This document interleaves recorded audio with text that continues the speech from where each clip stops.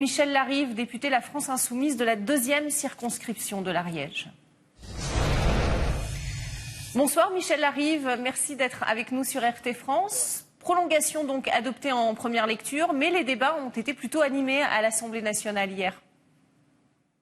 Oui, ils ont été animés. Moi, j'aimerais revenir un petit peu sur ce qui s'installe, le couvre-feu, son utilité. Elle est maintenant contestée. Pourquoi? Parce que le matin et le soir, lorsque les gens vont au travail, les foules sont de plus en plus denses puisque les journées sont plus courtes avec le couvre-feu. Il y a donc des vecteurs de diffusion de l'épidémie qui sont plus grands. D'ailleurs, en Allemagne, il y a une décision du tribunal administratif qui a signifié que la mesure de couvre-feu n'amenait pas une réduction significative de l'incidence de l'infection. On peut se poser déjà ceci, et surtout l'acceptation des mesures et la manière dont le gouvernement s'y prend. Et vous avez raison, il y a cette proposition de prorogation de l'état d'urgence sanitaire jusqu'au 16 février 2021, c'est 3 mois de plus.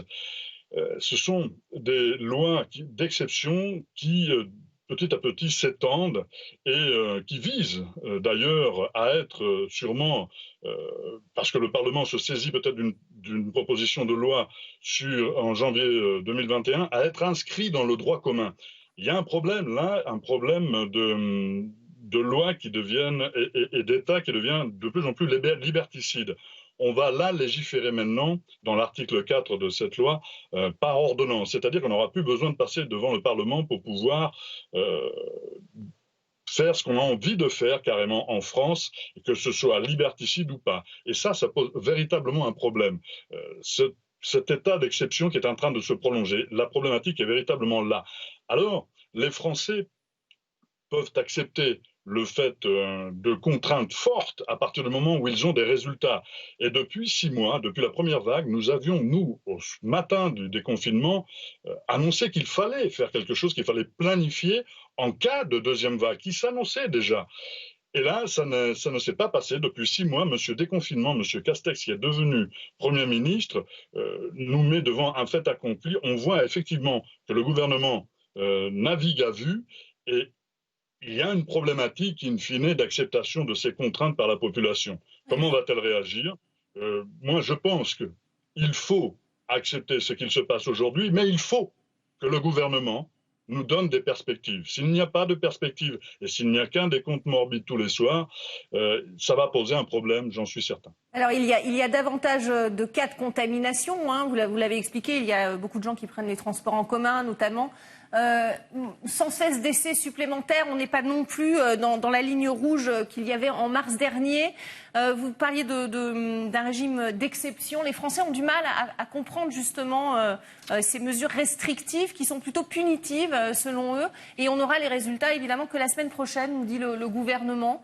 Qu'attendez-vous de la part de ce gouvernement à partir de la semaine prochaine si par exemple on démontre que ce couvre-feu n'a pas d'impact sur la hausse des contaminations ? Mais que voulez-vous qu'il advienne si jamais le couvre-feu n'a pas d'impact sur la hausse des contaminations? C'est l'étape d'après, c'est le confinement. Le confinement peut être sectoriel ou le pays. Monsieur le Président de la République n'a exclu aucune alternative.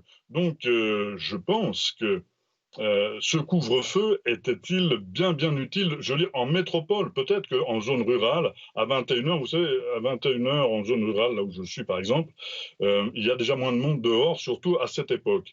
L'été, il y en a un peu plus.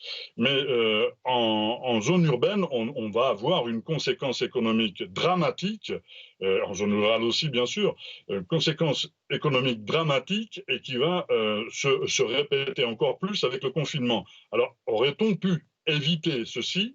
Voilà, parce que l'alternative, si jamais ça ne fonctionne pas, l'alternative au couvre-feu, c'est le confinement. Ouais, c'est ce que craignent évidemment les Français. Est-ce qu'on ne s'est pas trompé de cible finalement des Français qui contournent ce couvre-feu, les jeunes notamment, en organisant évidemment des soirées à domicile et parfois même jusqu'à 6h du matin. Donc il y a des effets pervers aussi à ces règles punitives.